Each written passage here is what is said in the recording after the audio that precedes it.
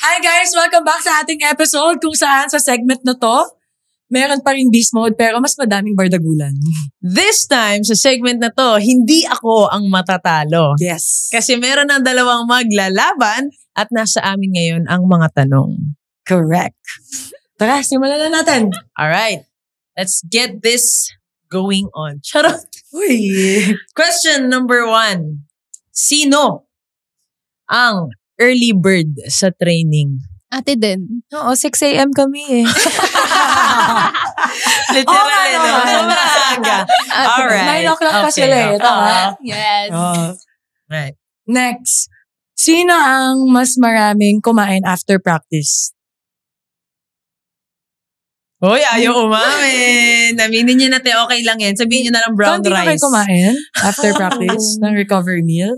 Sabihin na natin, ilang rice? Ay lang rice. Sobrang konti ko mag-rice. Half rice. Talaga, half rice? Rice? Sobrang konti ako mag-rice. Sige, ako na lang po. Ako po yung malakas kumain after Kami training. na lang po ang madami kumain after Ikaw, practice. ilang rice sa'yo, te?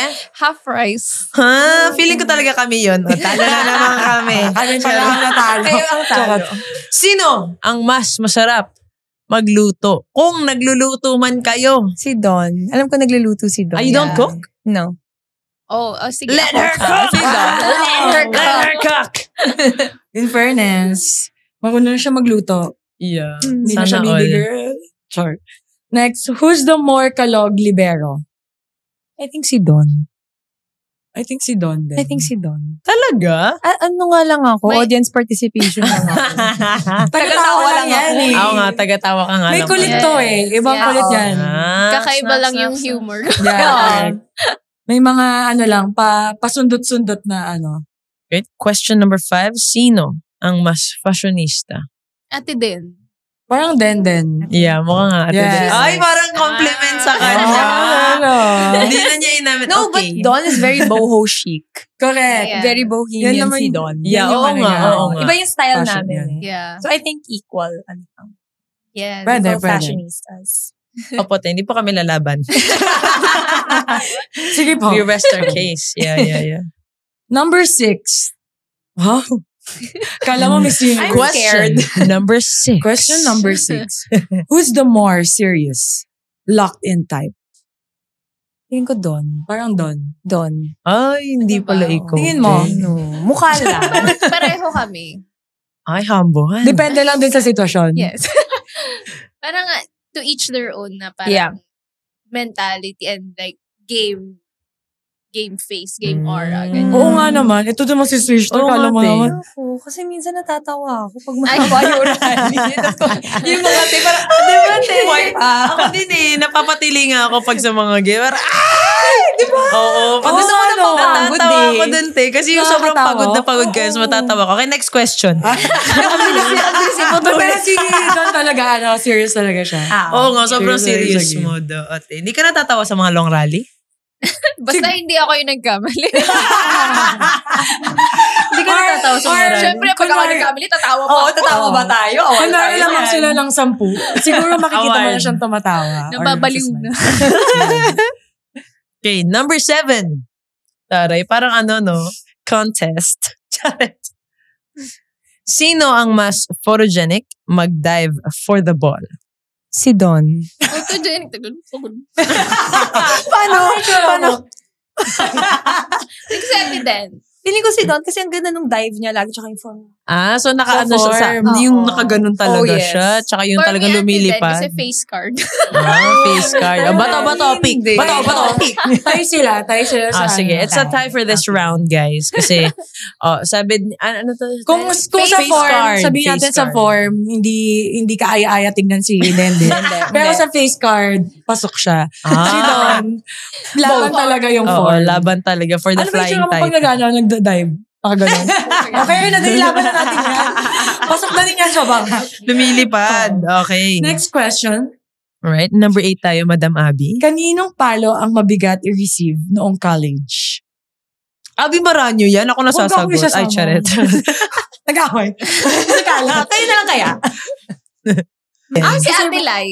Si Lai. Kasi ang bilis talaga nung palo. Mm-mm. Oh, really? Yeah. Tsaka may pectus minsan, Yeah. di ba? Oh, tapos May madalas side piece. flat ball. Madalas, Flatball, what? tapos may sides. True. It's bit Jaja and si Yes. Ara.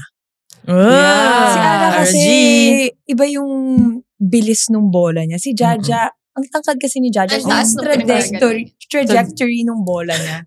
Boom. Yeah. Bounce ball talaga. Oo. Parang galing langit yung bola. Correct. Sobrang taas. Si Ara din kasi di mo alam kung doon Galing siya kay nakakas, Lord. biglang gaganon. Oh, pero malakas. Mabigat. Malakas, oo. Si Jaja din mabigat. Oo. Oh, libero. Makikirepal. Tingnan mo. Ito na. Sige, ito naman si Libero number 3. Kaninong, hindi na naman kayo to. Brace yourselves, the rock is, charot. Kaninong palo ang mahirap idig ngayong pro? Ngayon. Brooke Vancicle, and si Savvy Davison. Ah, Yeah. It's between. It's Ikaw, between. te, anong in Yeah. between mo? Between Davison and Brookman. Bakit? Explain. Ang taas kasi Hindi, rin ng mabigat. Feeling ko vertical mabigat nila. talaga. And bukod dun sa vertical, May vertigo. malaman yung, Charot. malaman yung palo nila. Oo. So, Correct. tas Very powerful. matalino pa maglaro. Yeah. Parang Tama, dami tama, mong tama. i-consider. Ang daming Yes. options ng palo nila. Yeah. Pwede silang umibabaw. Oo. Tsaka may hang time sila, no? Yes. Libero number 3. May hang Oo time nga. sila. Si Libero number 3 talaga yun. Okay. Daming input, perfect. Mahirap talaga yun. Mm. Sino ang sa tingin nyo maunang magkaka-baby? Ay! I go for Ate Den. Feeling ko, ay, talaga. Oo, Diba, te. kasi mas matanda ako kay Don eh. So, baka. Ikaw? Parang gusto ko una. Ay, kabog! Kabog. I love that answer. So, bibigay ko na kay Don. Bahala na sila. Wow. Diba? Wow. Cute. Okay, next tayo.